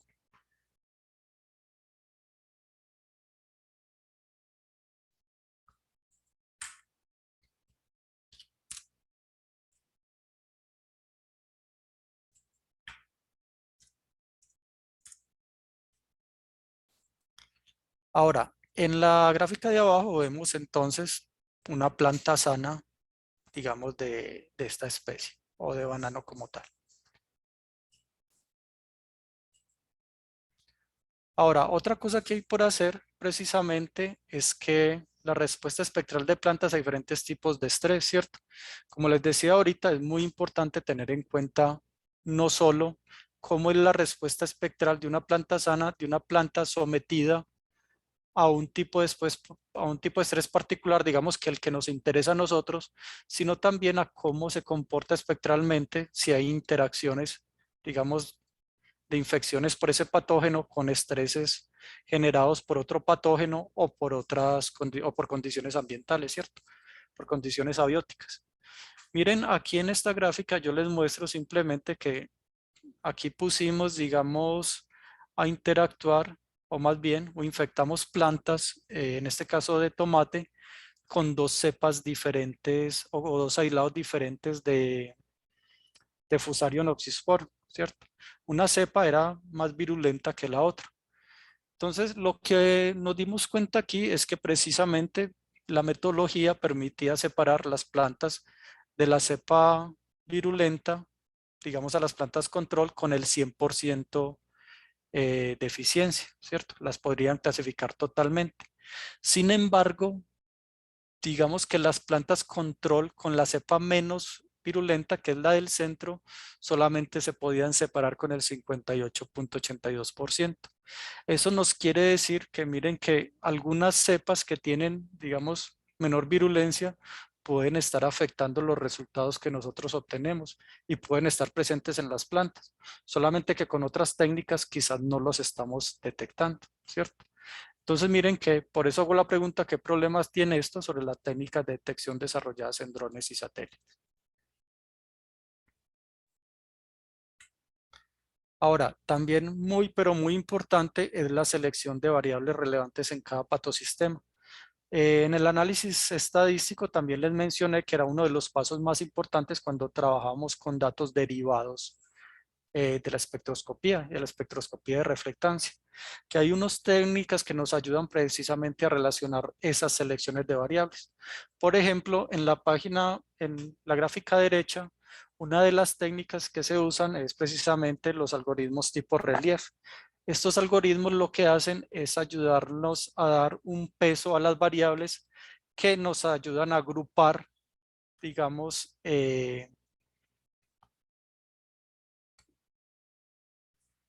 o las variables que tienen un mayor peso sobre la agrupación, digamos, del fenómeno que estoy estudiando.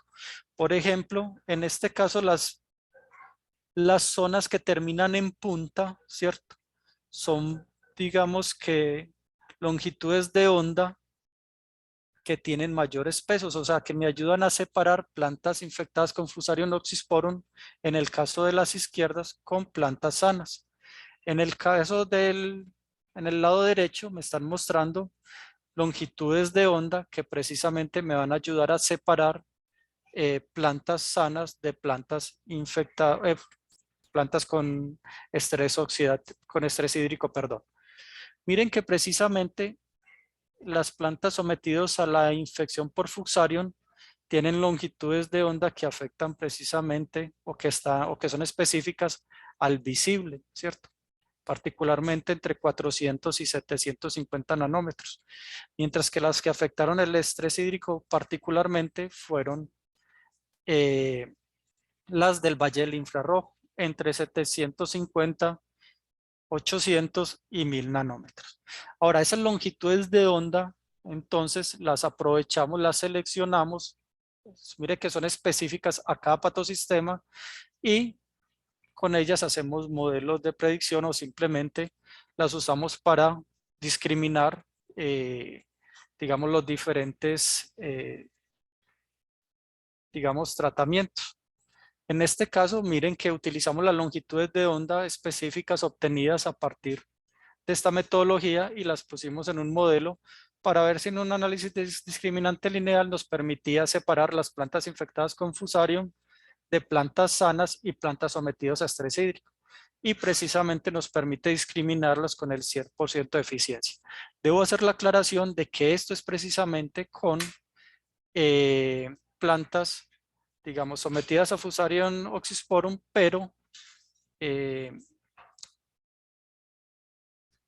digamos en el periodo asintomático de la enfermedad, ¿cierto? En el periodo de incubación, cuando los síntomas aún no eran visibles. Entonces miren que es un método bastante eficiente al respecto. Y finalmente, entonces algo que queda por hacer es precisamente realizar o desarrollar modelos, ¿cierto? Modelos, digamos, de predicción e índices, pero teniendo en cuenta las longitudes de onda, ¿cierto? Que seleccionamos y que encontramos a partir de esta metodología, ¿cierto? Con respecto a cada patosistema específico. ¿Cuáles longitudes de onda, digamos, que están siendo afectadas, digamos, por la interacción planta-patógeno o la interacción planta y cualquier tipo de estrés abiótico? Ya con esas longitudes de onda seleccionadas, ¿cierto? Específicas seleccionadas, entonces yo voy a desarrollar unos modelos de predicción o unos índices que ya sí me tienen o me dan una información específica sobre ese patosistema en particular, ¿cierto? Entonces, por eso les decía que basados en las longitudes de onda específicas relevantes seleccionadas anteriormente. Bueno, ya para terminar, yo simplemente les quería decir que este tema obviamente se desarrolla bajo un trabajo altamente multidisciplinar. Obviamente esto no se trabaja bajo un área de la ciencia en particular, hay profesionales de todas las áreas trabajando en él.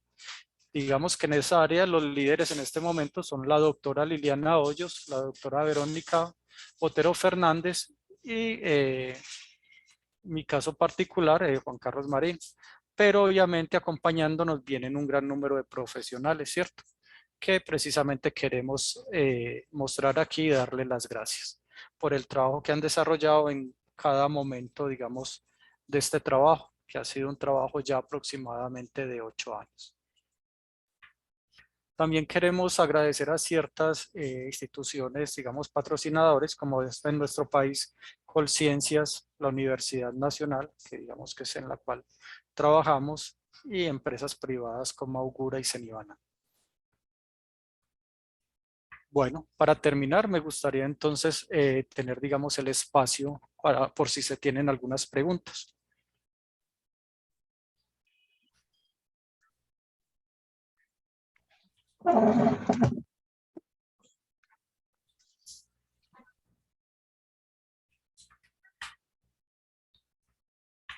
Claro, están abiertos los micrófonos o pueden escribir por el chat del Zoom las personas que hagan preguntas. Estamos ahorita en tiempo de poder hacer todas las preguntas de la clase del día de hoy. Adelante, estimados participantes.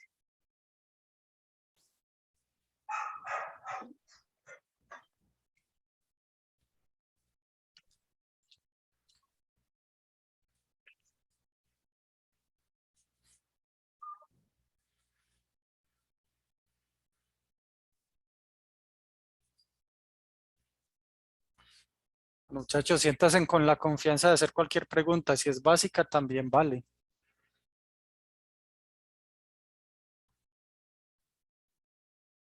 Estimado Juan Carlos, Gabriel Contreras dice, como método de detención de enfermedades, el dron específicamente va clasificando los problemas que detecta.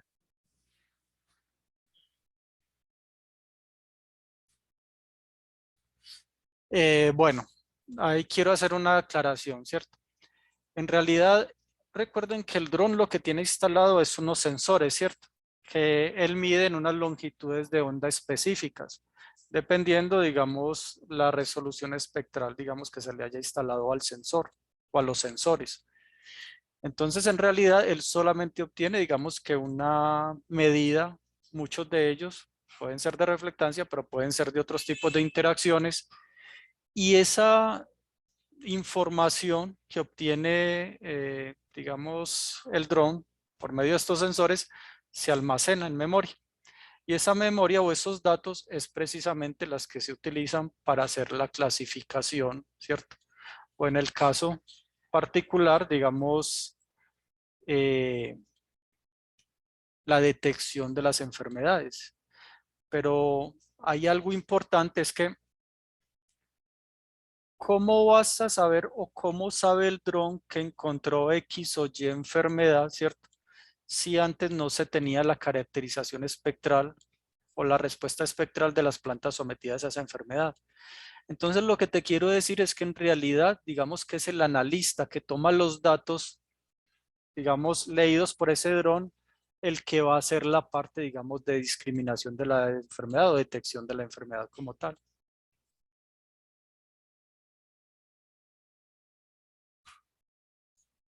Bueno, Isabel Luna Peña nos dice, esta técnica creerían que en cuánto tiempo estaría para el uso comercial, y aunque se hizo referencia que bajo condiciones de invernadera sería muy adecuado su uso, ¿en qué cultivo sería el de mayor uso?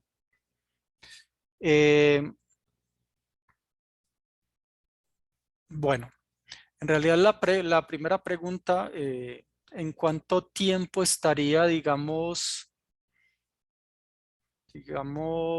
lista para funcionar? Yo creo que la técnica, nosotros la hemos desarrollado, o una metodología que ya llevamos bastante tiempo desarrollando, podría ser utilizada en cualquier momento, ¿cierto?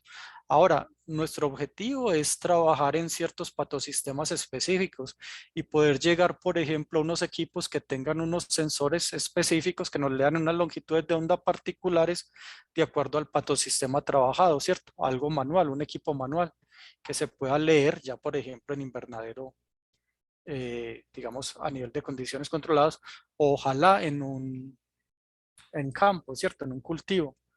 Pero digamos que a nivel de detección de enfermedades, nosotros tenemos la metodología bastante desarrollada. Yo creería que en pocos años, en función de 2 años, ojalá podamos llevar esto a nivel, digamos, de prestación de servicios. En este momento todavía estamos a nivel investigativo. Bueno, en orden. Perfecto, ¿no?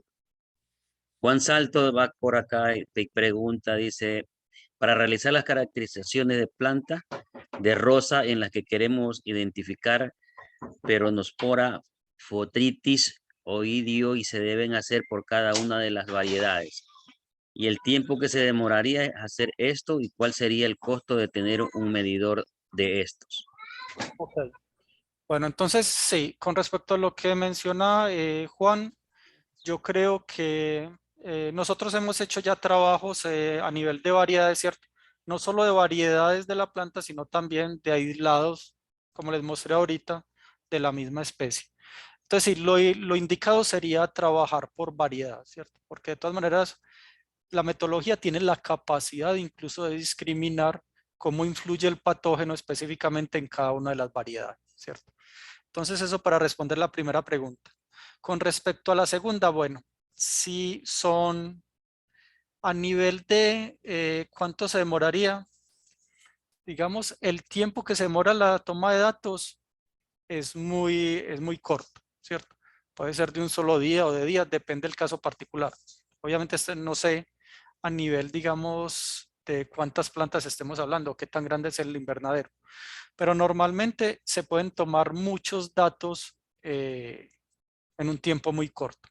Ahora, un limitante, ¿cuánto vale el equipo? Normalmente son equipos costosos.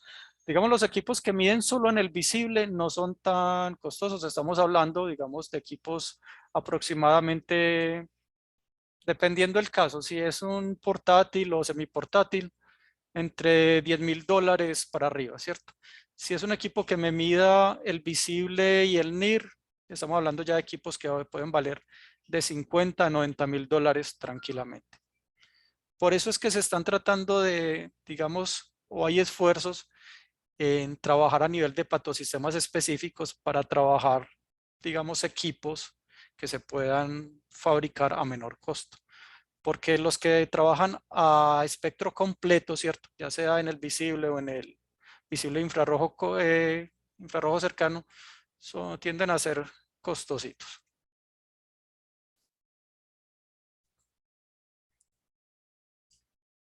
Muy bien.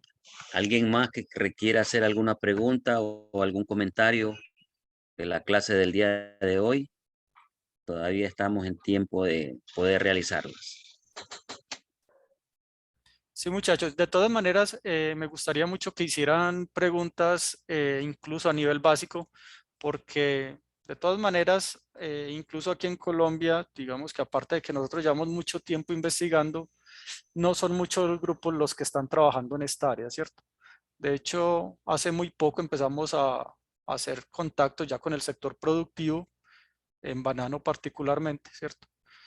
Y esperemos que el año entrante entonces empecemos a desarrollar pues ya como estos enlaces, como este tipo de unión. Pero no, desafortunadamente todavía no ha salido, digamos, al sector productivo en la forma que debería ser. Adelante, Ramiro. Habilite su micrófono. Muchas gracias, Juan Carlos. Yo tengo una plantación de frambuesa y lo veníamos tratando normalmente y resulta que la semana pasada, bueno, hace 15 días contraté una ingeniera, no sé, creo que en algo se me equivocó y empezó la planta en 8 días a hacerse amarilla. Empezó un amarilleo de las hojas, desde las tiernas para abajo. Entonces no puede ser una clorosis férrica porque de un rato al otro, no, y generalmente, o sea, en el 70% de la plantación. Entonces no puede hablarse falta de nitrógeno porque yo hice los estudios y tengo yo, toditos los productos tengo en exceso. El nitrógeno tengo de límite un poquito abajo, pero no es para que les haya cambiado de un día, en 2, 3 días les haya cambiado el color. Entonces, o tampoco el azufre, porque sí llovió en Quito estos días, sí llovió, pero y el azufre al ser un nutriente móvil, no puede ser que se movió el azufre de la raíz y por eso es que empezó a amarillarse. Entonces, la pregunta es, ¿a raíz de qué puede darse ese amarillamiento? Una, y dos, y con estas máquinas podemos identificar ese tipo de enfermedades o de problemas que tiene la planta. Sí, bueno, te cuento, la primera pregunta es la más difícil. Y es la más difícil por algo que mencionaba ahorita. No sé si viste las 3 fotos que mostraba en tomate, perdón. Que precisamente es que el amarillamiento es un síntoma que comparten muchos tipos de estrés, no solamente deficiencias nutricionales. Por ejemplo, la falta de nitrógeno también causa amarillamiento, ¿cierto? Pero puede ser una patogénesis, muchas patogénesis. Por ejemplo, el fusarium en otras partes. No sé en el caso específico de frambuesa, digamos que es un modelo que yo no he trabajado, pero muchas patogénesis como la fusariosis en muchos tipos de plantas también producen amarillamiento.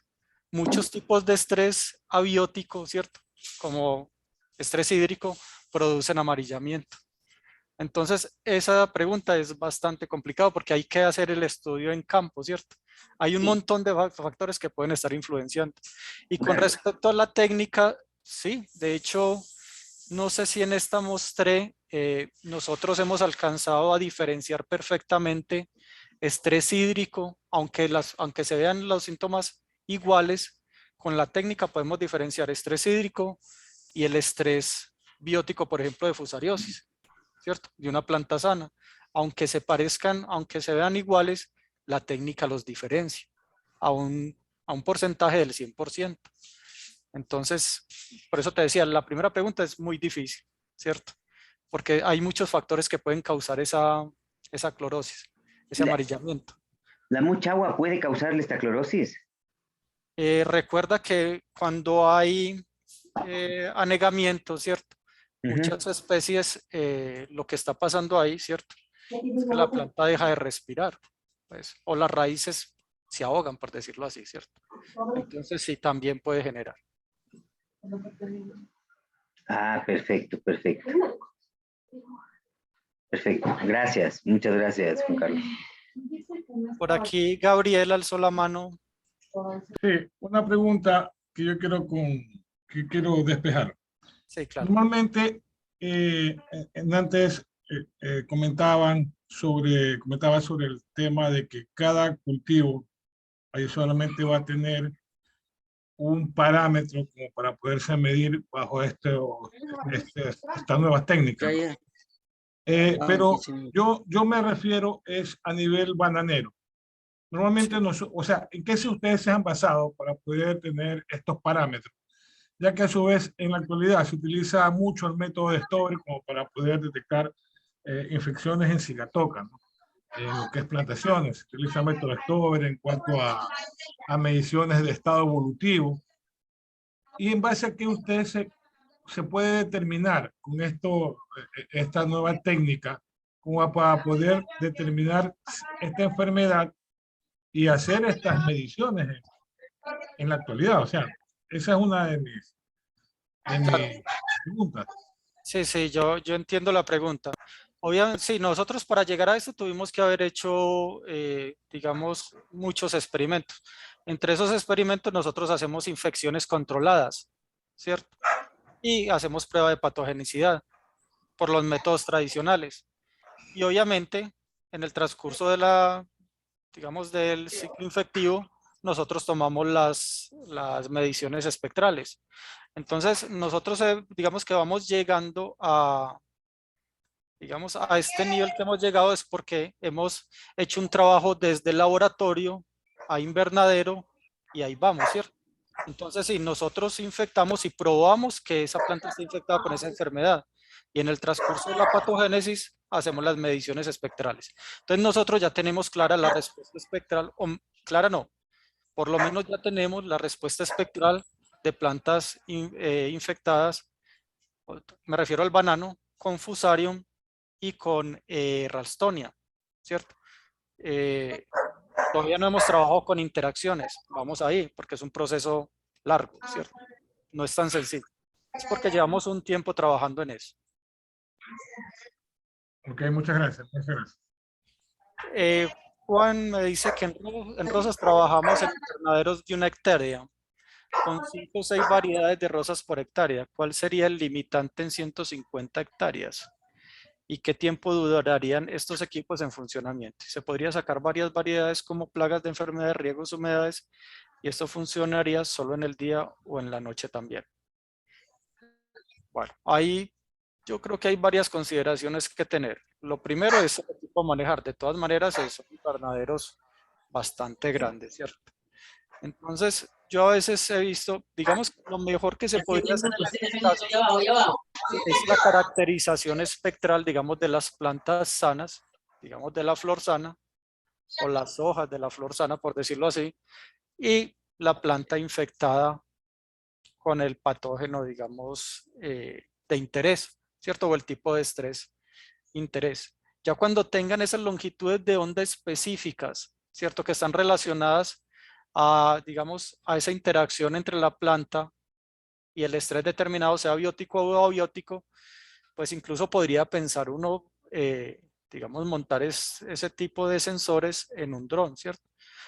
Porque no sé qué tan factible a nivel de personal sea tener una persona que esté midiendo constantemente, ¿cierto? Muestreando, digamos, manualmente 150 hectáreas, sale como complicado.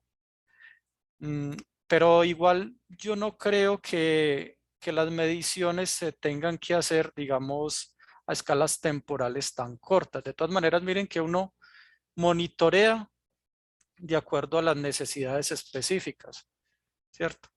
Entonces, digamos que yo ahí sugiero es más bien que se tenga muy clara la respuesta espectral, digamos, del cultivo y poder tomar decisiones teniendo en cuenta ciertos monitoreos que se pueden hacer temporales y eso te da una información para obviamente poder, digamos, tomar decisiones en el momento oportuno, ¿cierto? Si detectamos de forma temprana la enfermedad, podemos tomar decisiones, ya sea a nivel de remediación o a nivel hasta, digamos, de reemplazo, ¿cierto? Del material. Pero sea por donde sea, nos ahorra recursos y dinero.